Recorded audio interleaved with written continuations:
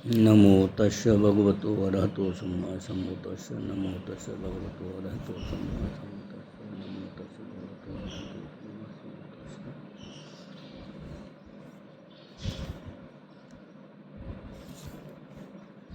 परम आदरणीय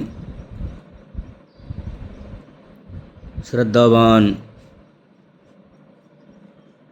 उपासक उपासिकाएं, अम्बेडकरी बुद्धिस्ट,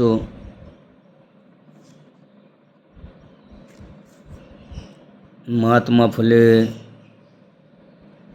के विचारक संत गुरु रविदास, संत सम्राट कबीर, संत गाडगे, पेरियर रामास्वामी नायकर, छत्रपति साहू जी महाराज, गुरु नारायणन,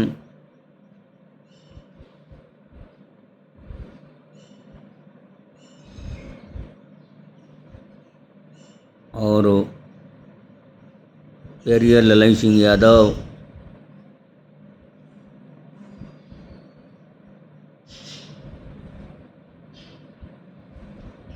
महात्मा फुले,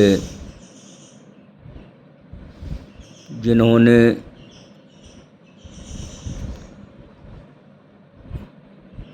समय समय पर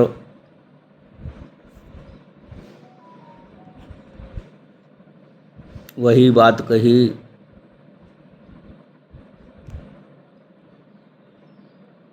जो बुद्ध ने तथागत बुद्ध, विश्व गुरु शाक्य मुनि सिद्धार्थ गौतम बुद्ध ने 2500 वर्ष पहले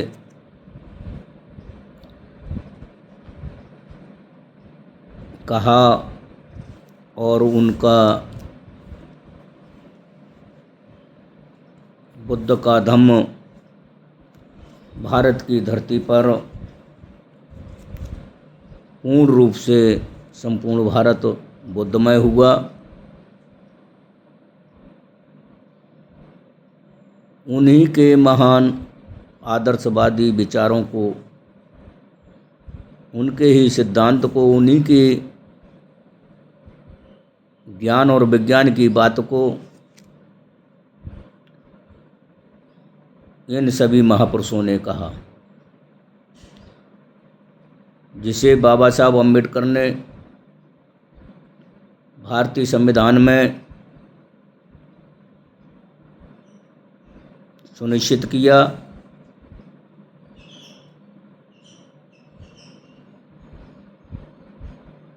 भगवान बुद्ध का वर्षावास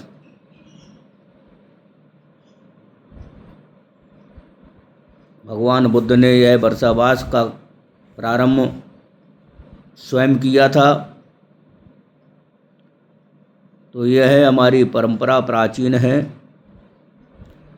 इसमें वर्षा ऋतु के दौरान अपनी अपनी यात्रा को छोड़कर एक ही स्थान पर 3 महीने तक रहकर ध्यान साधना, आत्मचिंतन और धम्म ग्रंथों का अध्ययन भिक्खु लोग करते हैं। जो वर्ष 2025 में 10 जुलाई 2025 से प्रारंभ हुआ और अश्वनी पूर्णिमा को से इसका समापन प्रारंभ हो जाएगा। तो उसी को ध्यान में रखते हुए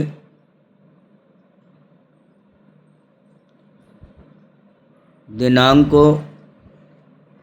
11 और 12 अक्टूबर शनिवार रविवार को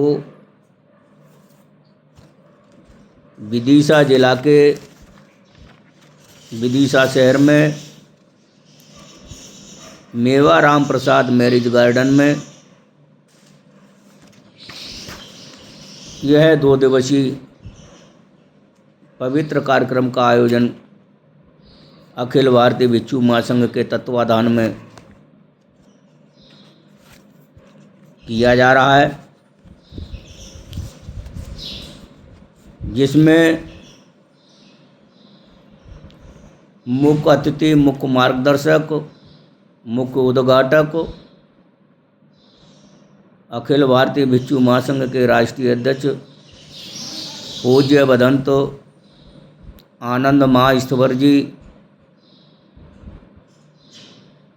होंगे। इसी के साथ ही संपूर्ण प्रदेश भर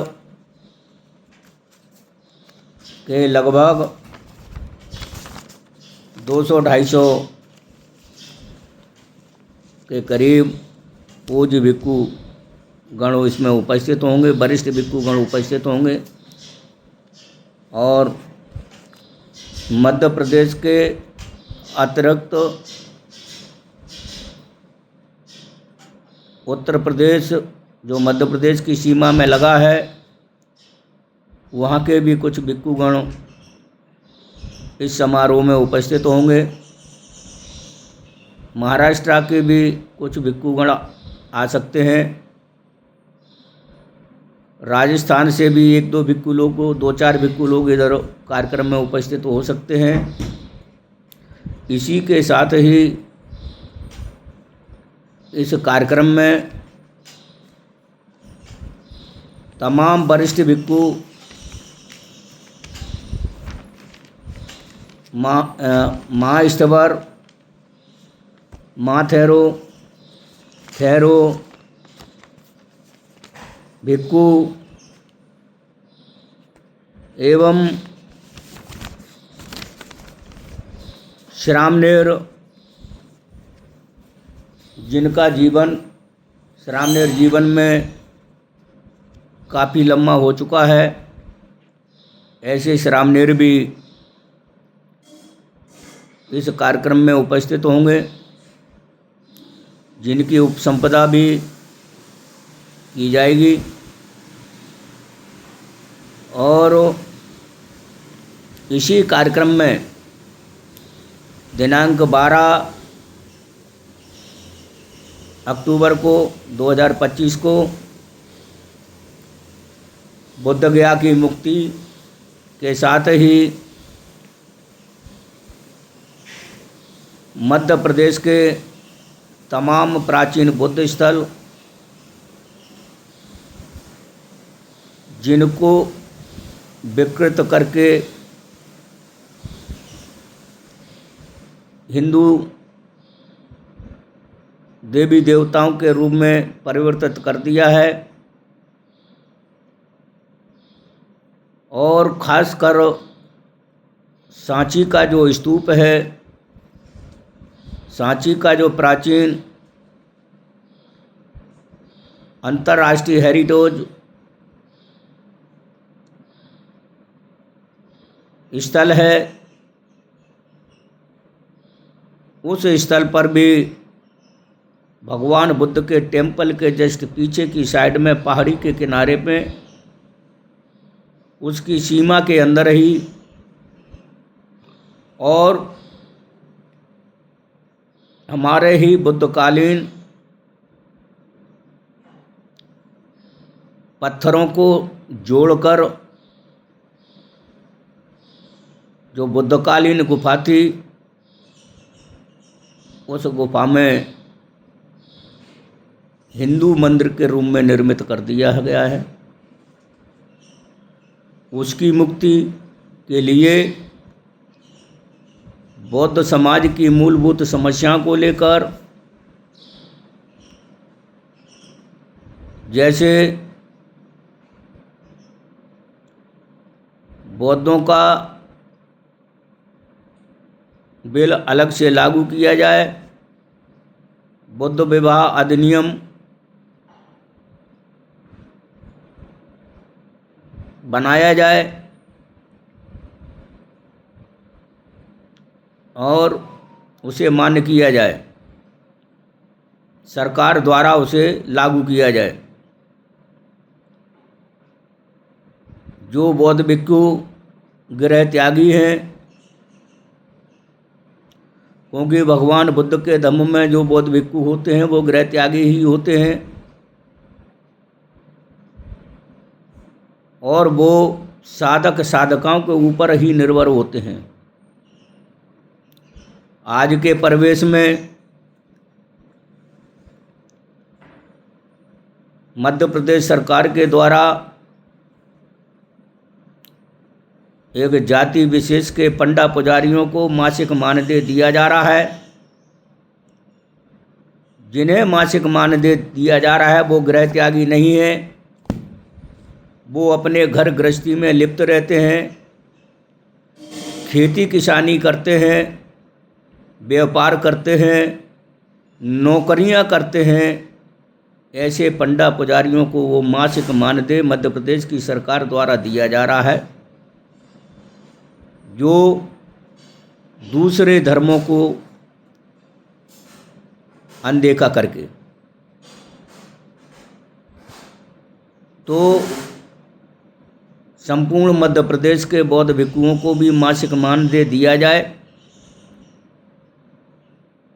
और मैं तो ये बात कहूँगा, क्योंकि हम उस समय में ज्ञापन पत्र जो दिया जाएगा वो महामहिम राष्ट्रपति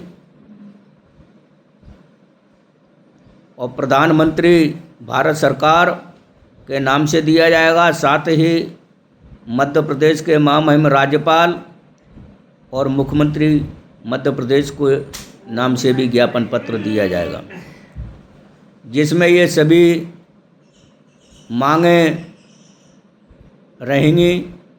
इसके अतिरिक्त तो और भी स्थानीय जो मांगें हैं, जैसे कि विदिशा जो शहर है सम्राट अशोक की पत्नी के नाम से ही विदिशा जिला बना हुआ है, जहाँ पर सम्राट अशोक की ससुराल थी और उसी जगह से महेंद्र और संघमित्रा को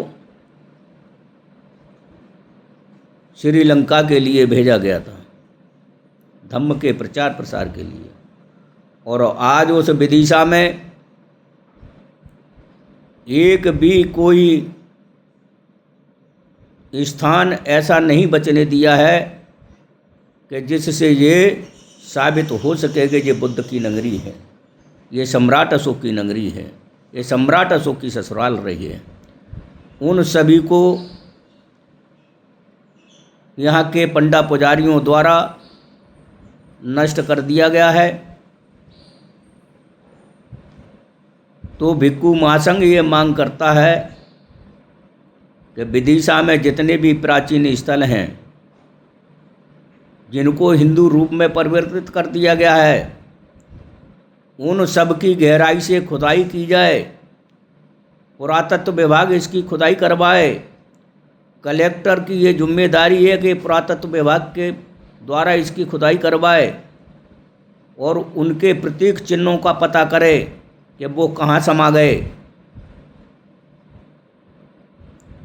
भारत की धरती पे जहाँ भी खुदाई की जाती है वहाँ सभी पर बुद्ध ही बुद्ध मिलते हैं, दूसरा कोई नहीं। ये बुद्ध की धरती भारत है।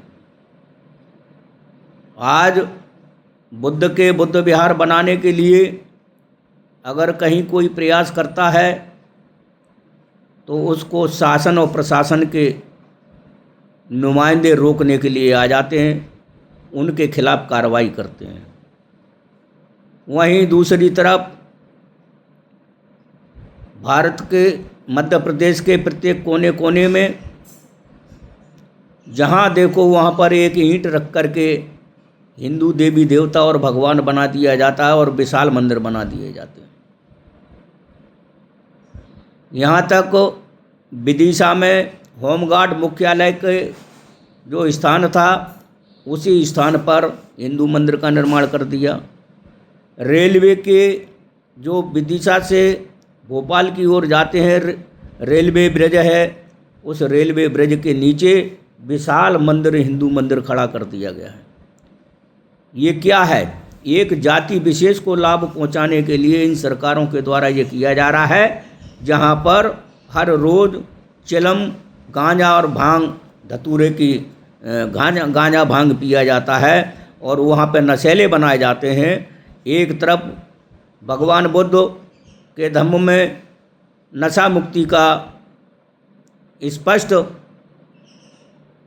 पालन करना होता है कि नशा से मुक्ति का 5वां जो शील है, सुरा मेरे मज्ज पमादि ठाना बेरमणि सिक्खा पतंग समाधियामी, ये जो शील है कच्ची पक्की शराब किसी भी प्रकार का नशीले पदार्थों का सेवन करने से मुक्ति होने की शिक्षा दी जाती है। वहीं इन मंदिरों में गांजा भांग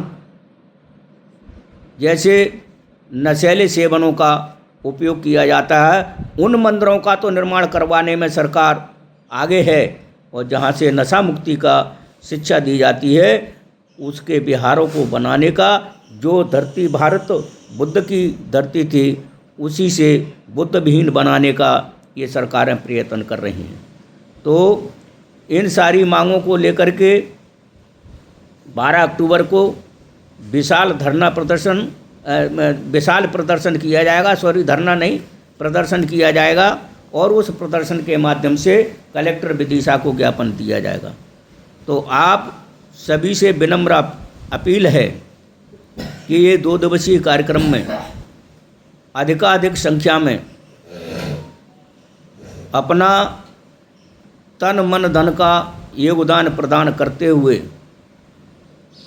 और अपनी उपस्थिति धरना प्रदर्शन में अनिवार्य रूप से दर्ज कराएं, जिससे कि ये कार्यक्रम सफल हो सके। इसी मंगल कामना के सहित मैं अपनी वाणी को विराम देता हूँ। आप सभी सुखी हों, आप सबका मंगल हो, आप सभी निरोगी हों।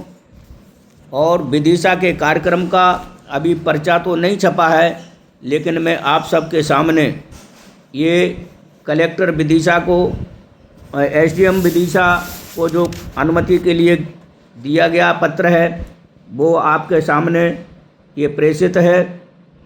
और इसी के साथ ही जिस गार्डन को बुक किया है जहाँ पर 2 दिन का कार्यक्रम संपन्न होगा, उस गार्डन की भी ये बुकिंग रसीद है जो आप सबके सामने प्रेषित है। ये रसीद आप सबके सामने प्रेषित है। तो इसलिए आप सभी से पुनः से निवेदन करता हूँ, अपील करता हूँ कि आप सभी शहर विदिशा के और विदिशा शहर और जिला विदिशा के सभी तहसीलों के एवं सागर और रायसेन के तथा